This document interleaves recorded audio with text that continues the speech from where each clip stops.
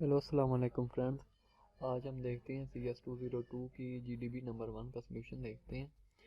उसका क्वेश्चन ये है कि देखें 202 की GDB नंबर 1 12 तारीख उसकी लास्ट डेट है।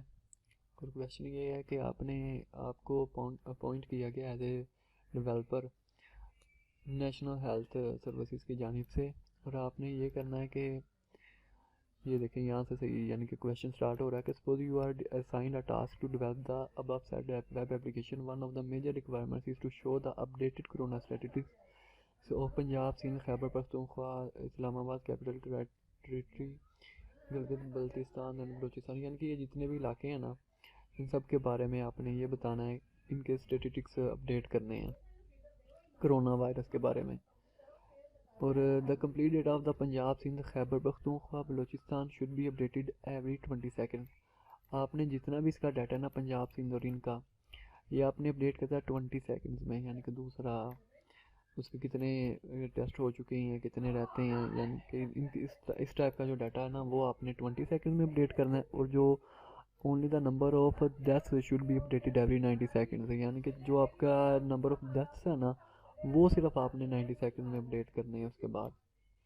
और उसके बाद इसमें देखें कि इसमें इस्लामाबाद का नहीं है, इसमें इस्लामाबाद का जो है उसके बाद भी अपडेट करना है आपने 10 सेकेंड्स में सारा डाटा। और द नंबर ऑफ डेथ्स हैं जो वो अपडेट करने हैं आपने एवरी 50 सेकेंड्स में। यानी कि ये दूसरे जो प्रिवेंसेस हैं उसमें आपने नॉर्मल तो आपने अपडेट करना ही करना है, वो आपने अपडेट करना है 20 सेकेंड्स में और 90 सेकेंड्स में। 90 सेकेंड्स में वो डेथ्स और 20 सेकेंड में दूसरा डाटा।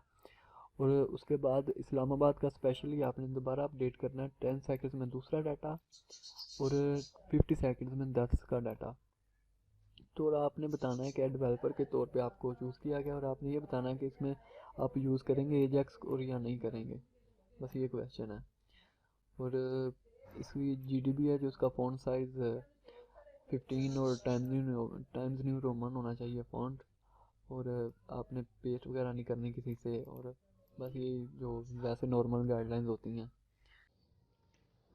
चलिए फ्रेंड्स, ये इसका सलूशन है CS202 की GDB का। इसमें ये है कि I am going to use AJAX for this task, क्योंकि इसमें जो हेल्थ ऑर्गेनाइजेशन है वो यूज़ इसको इसलिए करना चाहती है कि वो यानी कि मुख्तलिफ दूसरे जो प्रिवेंसीज हैं उनके साथ अपनी डाटा शेयरिंग कर सके। नए जो लेटेस्ट स्टेटिस्टिक्स होते हैं उसके कोविड के, उसके बारे में वो यानी कि अप टू डेटेड रहने के लिए यूज़ करना चाहती है। और अगर जो यूज़ कर रहा हो उसका यूज़र, तो अगर उसको बार बार पेज को रिफ़्रेश करना पड़े तो ये इसके लिए एक बड़ी हैसल बन जाएगी। इसलिए एजेक्स को यूज़ करते हैं ताकि ये बैकएंड में आपके डाटा को ना यानी कि अपडेट करती रहती है, आपको पेज को रीलोड करने की ज़रूरत नहीं पड़ती है। ये देखें यहाँ पे यही लिखा है, in this case we have to update all the provincial data without reloading the site. AJAX is ideally suited for this task. ये एजेक्स बनी बेसिकली इसलिए थी कि आप पेज को रीलोड ना करें, पर वो बैकएंड पे ये आपके यानी कि रिक्वेस्ट भी जाती है सर्वर को और वहाँ से रिस्पॉन्स भी आता है।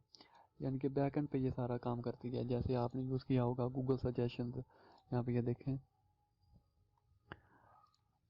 अभी यहाँ पे मैं जैसे ही टाइप करूँगा तो मुझे सजेशंस वगैरह आते रहते हैं।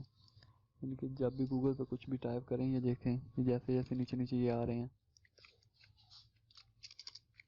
ये सारा इसी से आ रहे हैं गूगल सजेशन से। ये भी सारा इसके पीछे भी एजेक्स ही यूज़ हुई हुई है। ये देखें, ये एजेक्स इस तरह से काम करती है, यानी कि एक ब्राउज़र है, उस पर इंटरनेट के थ्रू आपने कोई भी सर्वर के पास जब वो आप रिक्वेस्ट भी भेजते हो कोई भी पेज के लिए, तो वो सर्वर के बाद दोबारा पेज का जो रिस्पॉन्ड यानी कि पेज वो वापस रिस्पॉन्स में आपके पास आता है आपके ब्राउज़र में। ठीक है, उसके बाद ये इंटरनेट इस तरह से होता है, यानी कि दोबारा आपको यानी कि पेज को रिफ़्रेश करने की ज़रूरत नहीं होती।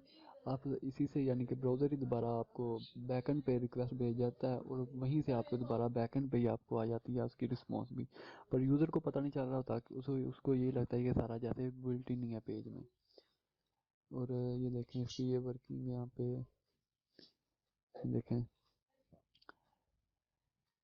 Ajax allows the web pages to update asynchronously by exchanging small amount of data behind the scenes.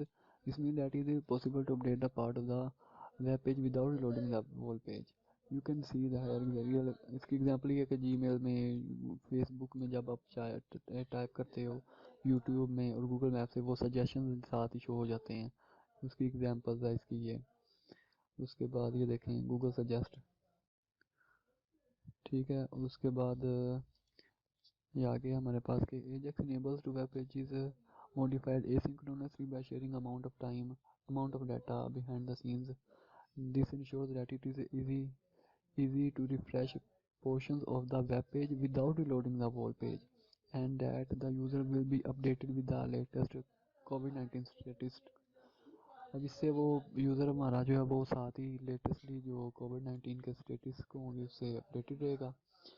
और अगर हम जावास्क्रिप्ट को यूज़ करें एक ऐसे फंक्शन के थ्रू के जावास्क्रिप्ट के फंक्शन के थ्रू हम एजेक्स को कॉल करें, यानी कि जावास्क्रिप्ट में सेट टाइम वगैरह के थ्रू, यानी कि इसको कॉल करें एजेक्स को, जितने उसने दी हुई है ड्यूरेशन के 5 सेकंड 10 सेकंड 90 सेकंड्स के बाद आपने कॉल करनी है, तो ये ऑटोमेटिकली वो फंक्शन जो होगा जावास्क्रिप्ट का वो कॉल कर लेगा एजेक्स को, और वो एजेक्स के थ्रू हमारे पास नई यानी कि अपडेटेड जो इंफॉर्मेशन होगी वो हम शो करते रहेंगे पेज में।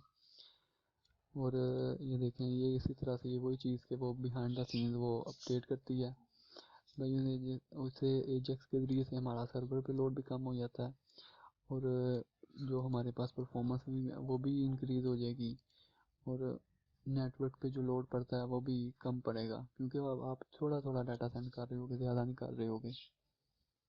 बस ये थी इसका सलूशन।